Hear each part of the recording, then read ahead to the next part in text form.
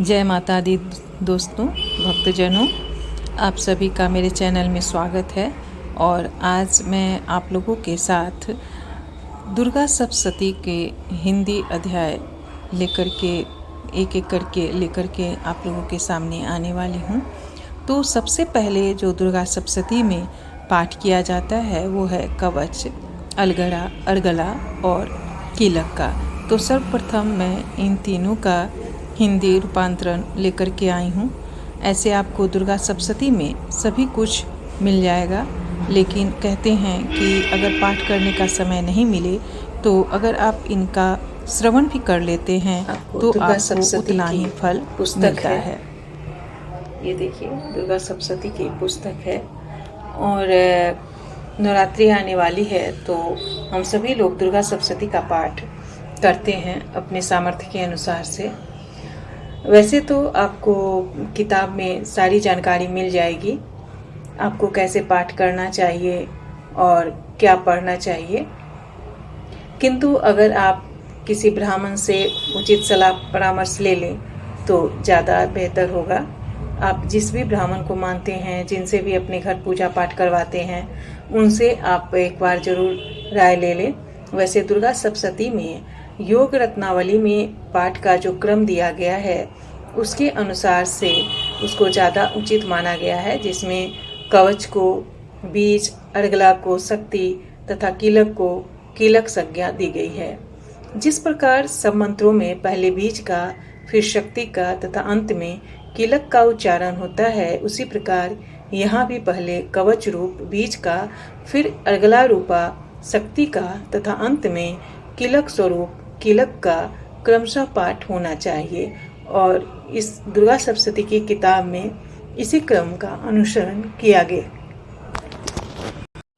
अब मैं कवच का हिंदी रूपांतरण आप लोगों के सामने रख रही हूँ। अथ देव्या कवचम। ओम चंडिका देवी को नमस्कार है। मार्कंडेय जी ने कहा, पितामह, जो इस संसार में परम गोपनीय तथा मनुष्यों की सब प्रकार से रक्षा करने वाला है और जो अब तक आपने दूसरे किसी के सामने प्रकट नहीं किया हो, ऐसा कोई साधन मुझे बताइए। ब्रह्मा जी बोले, ब्रह्मन, ऐसा साधन तो एक देवी का कवच ही है, जो गोपनीय से भी परम गोपनीय, पवित्र तथा संपूर्ण प्राणियों का उपकार करने वाला है। महामुनि, उसे श्रवण करो। देवी की 9 मूर्तियां हैं, जिन्हें नव दुर्गा कहते हैं। उनके पृथक पृथक नाम बतलाए जाते हैं।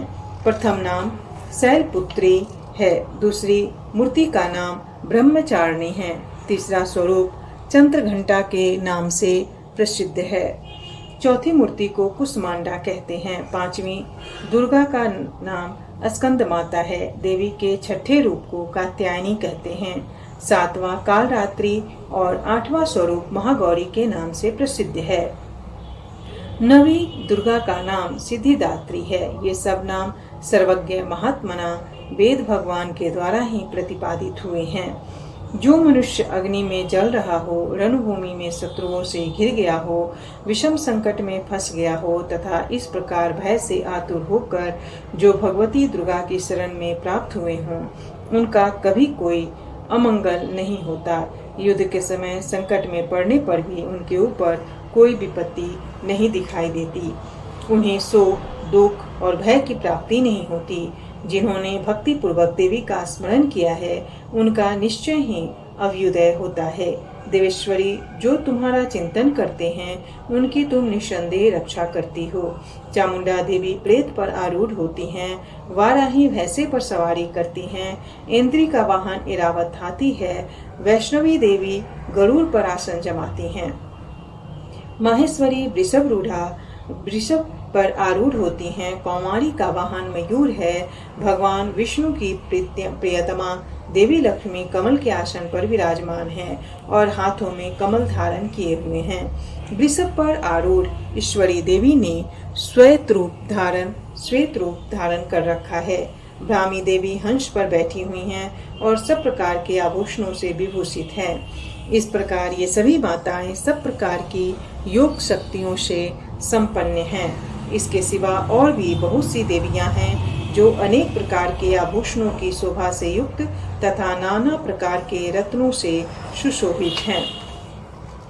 ये संपूर्ण देवियां क्रोध में भरी हुई हैं और भक्तों की रक्षा के लिए रथ पर बैठी दिखाई देती हैं। ये शंख, चक्र, गदा, शक्ति, हल और मुशल, खेटक और तोमर, परशु तथा पास, कुंड और त्रिशूल एवं उत्तम सांगधानुष, धनुष आदि अस्त्र शस्त्र अपने हाथों में धारण करती हैं। दैत्यों के शरीर का नाश करना, भक्तों को अभय दान देना तथा देवताओं का कल्याण करना, यही उनके शस्त्र धारण का उद्देश्य है। महान रौद्र, अत्यंत घोर पराक्रम, महान बल और महान उत्साह वाली देवी, तुम महान भय का नाश करने वाली हो, तुम्हें नमस्कार है। तुम्हारी ओर देखना भी कठिन है। शत्रुओं का भय बढ़ाने वाली जगदम्बिके, मेरी रक्षा करो। पूर्व दिशा में ऐन्द्रे इंद्र शक्ति, मेरी रक्षा करें। अग्निकोण में अग्नि शक्ति, दक्षिण दिशा में वाराही तथा नैऋत्य कोण में खड्गधारिणी, मेरी रक्षा करें। पश्चिम दिशा में वारुणी तथा और वायव्य कोण में मृग पर सवारी करने वाली देवी, मेरी रक्षा करें। उत्तर दिशा में कौमारी तथा ईशान कोण में शूलधारिणी देवी रक्षा करें। ब्रह्माणी, तुम ऊपर की ओर से मेरी रक्षा करो और वैष्णवी देवी नीचे की ओर से मेरी रक्षा करें। इसी प्रकार सबको अपना वाहन बनाने वाली चामुंडा देवी दसों दिशाओं में मेरी रक्षा करें। जया आगे से और विजया पीछे की ओर से मेरी रक्षा करें। वाम भाग में अजिता और दक्षिण भाग में अपराजिता रक्षा करें। अधोतिनी शिखा की रक्षा करें। उमा मेरे मस्तक पर विराजमान होकर रक्षा करें। ललाट में मालाधारी रक्षा करें और यशस्विनी देवी मेरी भवों का संरक्षण करें। भवों के मध्य भाग में त्रिनेत्रा और नथुनों की यम घंटा देवी रक्षा करें। दोनों नेत्रों में मध्य भाग में शंखनी और कानों में द्वारवासिनी रक्षा करें। कालिका देवी कपोलों की तथा भगवती शांकड़ी कानों के मूल भाग की रक्षा करें। नासिका में सुगंधा और ऊपर के ओठ में चर्चिका देवी रक्षा करें। नीचे के ओठ में अमृत कला तथा जिह्वा में सरस्वती देवी रक्षा करें। कौमारी दांतों की और चंडिका कंठ प्रदेश की रक्षा करें। चित्रघंटा गले की घाटों की और महामाया तालू में रहकर रक्षा करें। कामाक्षी टोडी की और सर्वमंगला मेरी वाणी की रक्षा करे। भद्रकाली ग्रीवा में और धनुर्धरी पृष्ठवंश मेरुदंड में रहकर रक्षा करे। कंठ में बाहरी भाग में नीलग्रीवा और कंठ की नली में नलकूबड़ी रक्षा करें।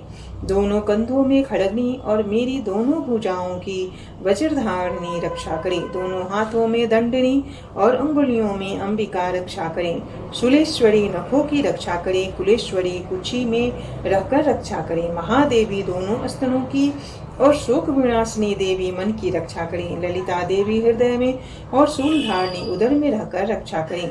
नाभि में कामनी और गुहा भाग की गुहेश्वरी रक्षा करें। पूतना और कामिका लिंग की और महिषवाहिनी गुदा की रक्षा करें। भगवती कटी भाग में और विंध्यवासिनी घुटनों की रक्षा करें। संपूर्ण कामनाओं को देने वाली महाबला देवी दोनों पिंडलियों की रक्षा करें। नारसिंही देवी घुटियों की और तेजसी देवी दोनों चरणों के पृष्ठभाग की रक्षा करें। श्री देवी पैरों की उंगलियों में और तलवासिनी पैरों के तलवों में रहकर रक्षा करें। अपनी दाढ़ों की भयंकर दिखाई देने वाली दंष्ट्रा कराली देवी नखों की और उधर्व केशनी देवी केशों की रक्षा करे। रोम बलियों में चित्रमों में कौवेरी और त्वचा की बागेश्वरी देवी रक्षा करे। पार्वती देवी रक्त मज्जा वशा मांस हड्डी और मीत की रक्षा करें। आंतों की कालरात्रि और पीत की मुकुटेश्वरी रक्षा करें। मूलाधार आदि कमल कोशों में पद्मावती देवी और कप में चूड़ामणि देवी स्थित होकर रक्षा करें। नख में के तेज की ज्वालामुखी रक्षा करें, जिसका किसी भी अस्त्र से भेदन नहीं हो सकता। यह अभेदा देवी शरीर के समस्त संधियों में रहकर रक्षा करें। ब्रह्माणी आप मेरे वीर की रक्षा करें। छत्रेश्वरी छाया की और धर्मधारिणी देवी मेरे अहंकार मन और बुद्धि की रक्षा करें। हाथ में वज्र धारण करने वाली वज्रहस्ता देवी मेरे प्राण अपान व्यान उद्दान और समान वायु की रक्षा करे। कल्याण से शोभित होने वाली भगवती कल्याण शोभना मेरे प्राण की रक्षा करे। रस रूप गंध शब्द और स्पर्श इन विषयों का अनुभव करते समय योगिनी देवी रक्षा करें तथा सत्व गुण रजोगुण तथा तमोगुण की रक्षा सदा नारायणी देवी करें। वाराही आयुध की रक्षा करें, वैष्णवी धर्म की रक्षा करें तथा चक्रणी देवी यश कीर्ति लक्ष्मी धन और विद्या की रक्षा करें। इंद्राणी आप मेरे गोत्र की रक्षा करें। चंडिके तुम मेरे पशुओं की रक्षा करो। महालक्ष्मी पुत्रों की रक्षा करें और भैरवी पत्नी की रक्षा करें। मेरे पथ की सुखता तथा मार्ग की क्षेमकरी रक्षा करें। राजा के दरबार में महालक्ष्मी रक्षा करें तथा सब ओर व्याप्त रहने वाली विजया देवी संपूर्ण भयों से मेरी रक्षा करें। देवी जो स्थान कवच में नहीं कहा गया है अतएव रक्षा से रहित है, वह सब तुम्हारे द्वारा सुरक्षित हो, क्योंकि तुम विजयशालिनी और पापनाशिनी हो। यदि अपने शरीर का भला चाहे तो मनुष्य बिना कवच के कहीं एक पग भी न जाए। कवच का पाठ करके ही यात्रा करे। कवच के द्वारा सब ओर से सुरक्षित मनुष्य जहाँ जहाँ भी जाता है वहाँ वहाँ उसे धन लाभ होता है तथा संपूर्ण कामनाओं की सिद्धि करने वाली विजय की प्राप्ति होती है। वह जिस जिस अभिष्ट वस्तु का चिंतन करता है उसको निश्चय ही प्राप्त कर लेता है। वह पुरुष इस पृथ्वी पर तुलना रहित महान ऐश्वर्य का भागी होता है। कवच से सुरक्षित मनुष्य निर्भय हो जाता है, युद्ध में उसकी पराजय नहीं होती तथा वह तीनों लोकों में पूजनीय होता है। देवी का यह कवच देवताओं के लिए भी दुर्लभ है। जो प्रतिदिन नियम पूर्वक तीनों संध्याओं के समय श्रद्धा के साथ इसका पाठ करता है उसे दैवी कला प्राप्त होती है तथा वह तीनों लोकों में कहीं भी पराजित नहीं होता। इतना ही नहीं, वह अपमृत्यु से रहित हो 100 से भी अधिक वर्षों तक जीवित रहता है। अकाल मृत्यु अथवा अग्नि जल बिजली एवं सर्प आदि से होने वाली मृत्यु को अपमृत्यु कहते हैं। मकड़ी चेचक और कोढ़ आदि के उसकी संपूर्ण व्याधियां नष्ट हो जाती है। कनेर भांग अफीम धतुरे आदि का अस्थावर विष, सांप और बिच्छू आदि के काटने से चढ़ा हुआ जंगम विष तथा अहिफेन और तेल के संयोग आदि से बनने वाला कृत्रिम विष, ये सभी प्रकार के विष दूर हो जाते हैं, उनका कोई असर नहीं होता।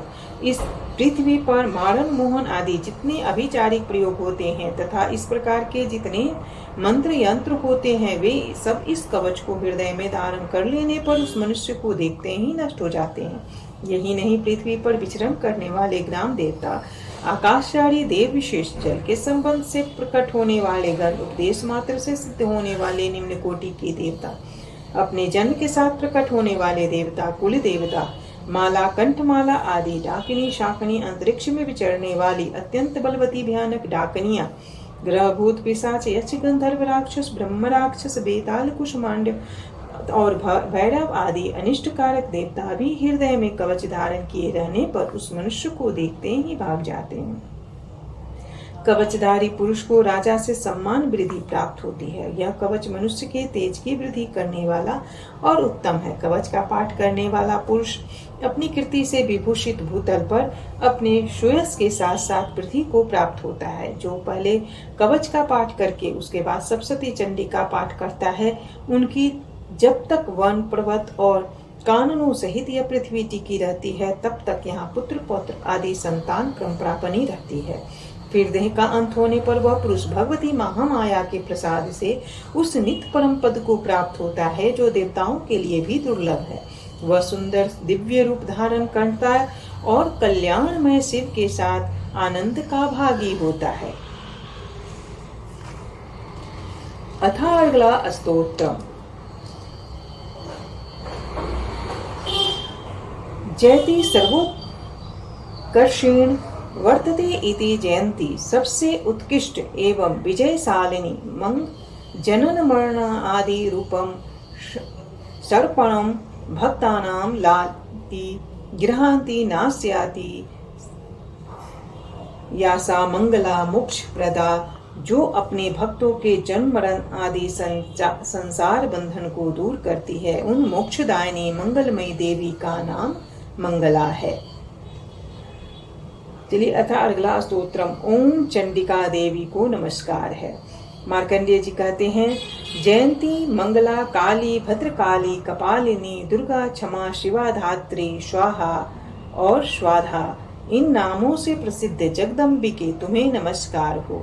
देवी चामुंडे तुम्हारी जय हो। संपूर्ण प्राणियों की रक्षा करने वाली देवी तुम्हारी जय हो।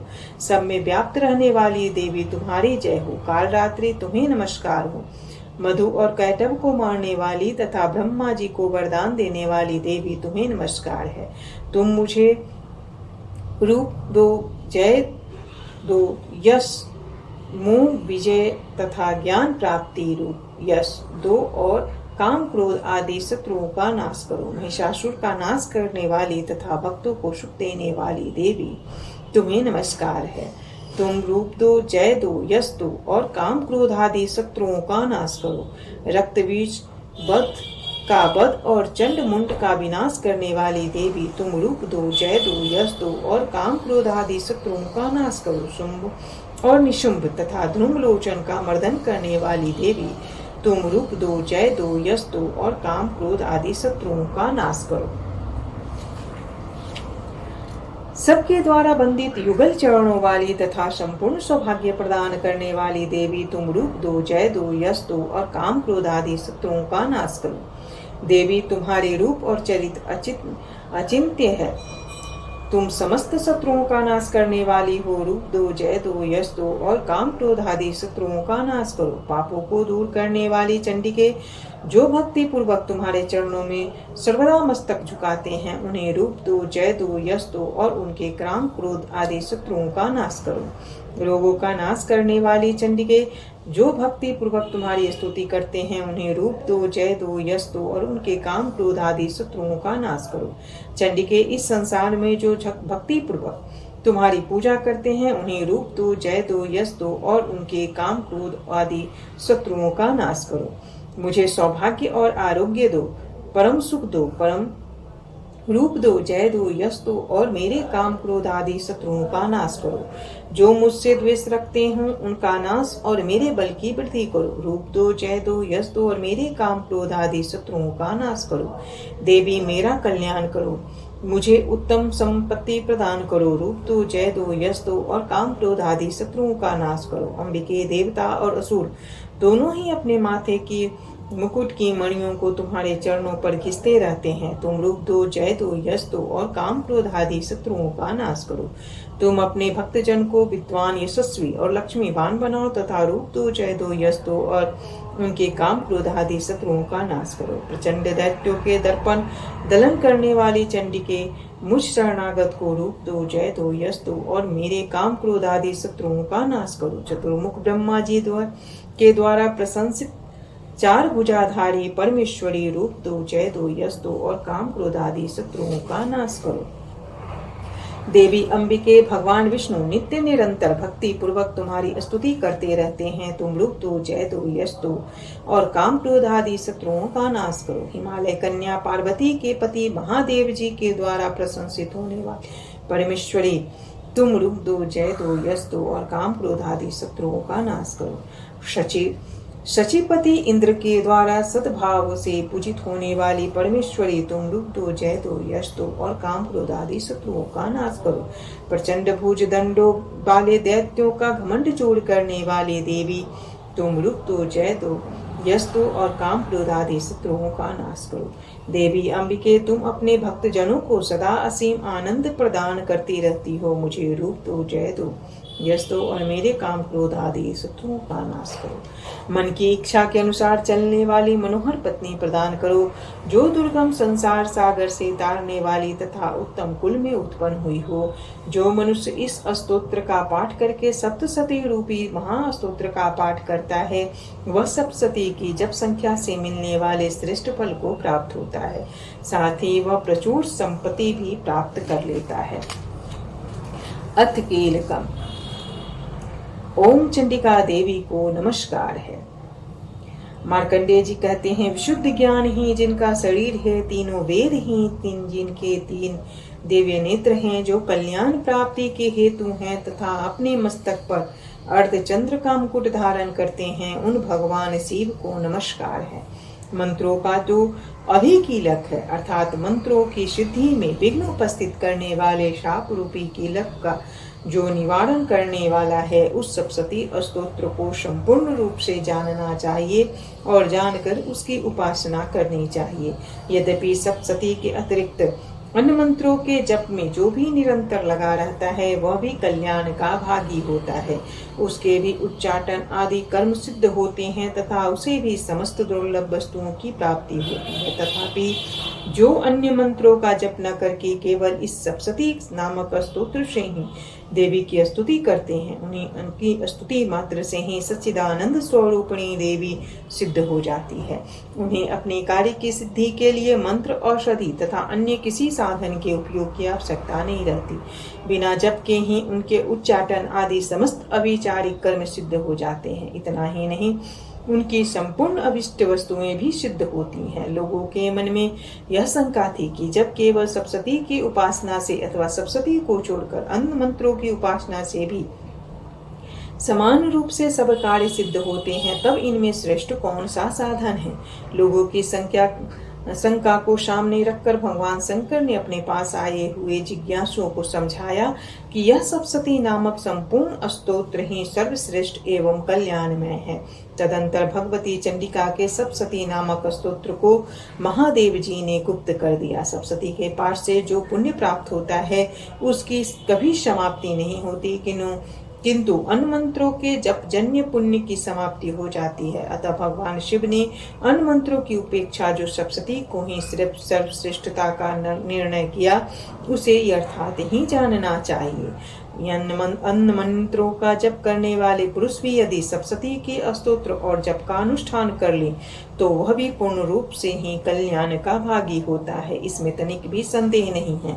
जो साधक कृष्ण पक्ष की चतुर्दशी अथवा अष्टमी को एकाग्रचित्त होकर भगवती की सेवा में अपना सर्वस्व समर्पित कर देता है और फिर उसे प्रसाद रूप से ग्रहण करता है, उसी पर भगवती प्रसन्न होती है, अथवा अन्यथा उनकी प्रसन्नता नहीं प्राप्त होती। इस प्रकार सिद्धि के प्रतिबंधक रूप कील के द्वारा महादेव जी ने इस स्तोत्र को किलित कर रखा है। जो पूर्वोक्त रीति से निष्किलन करके इस सप्तशती स्तोत्र का प्रतिदिन स्पष्ट उच्चारण पूर्वक पाठ करता है, वह मनुष्य सिद्ध हो जाता है। वही देवी का पार्षद होता है तथा और वही गंधर्व भी होता है। सर्वत्र विचरते रहने पर भी इस संसार में उसे कहीं भी भय नहीं होता।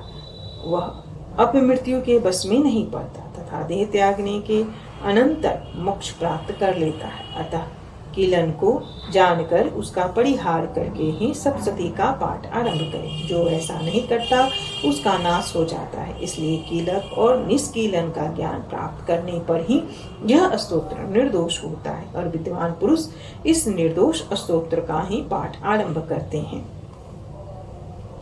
स्त्रियों में जो कुछ भी सौभाग्य आदि दृष्टिगोचर होता है, वह सब देवी के प्रसाद का ही फल है। अतः इस कल्याण में स्तोत्र का सदा जप करना चाहिए। इस स्तोत्र का मंद स्वर से पाठ करने पर स्वर फल की प्राप्ति होती है और उच्च स्वर से पाठ करने पर पूर्ण फल की सिद्धि होती है। अतः उच्च स्वर में ही पाठ करना आरंभ करना चाहिए। जिनके प्रसाद से ईश्वरीय सौभाग्य, आरोग्य, संपत्ति, शत्रुनाश तथा परम मोक्ष की सिद्धि होती है, उन कल्याण में जगदम्बा की स्तुति मनुष्य क्यों नहीं करते। इति देव्या किलक स्तोत्रम संपूर्ण। ओम नमो देवी भगवती देवी या देवी सर्वभूतेषु माता रूपेण संस्थिता। नमस्तस्यै नमस्तस्यै नमस्तस्यै। अब मैं आगे के भाग में आप लोगों के लिए नित्य एक एक करके जो इनके 13 अध्याय हैं उनको लेकर के आऊंगी। नमस्कार।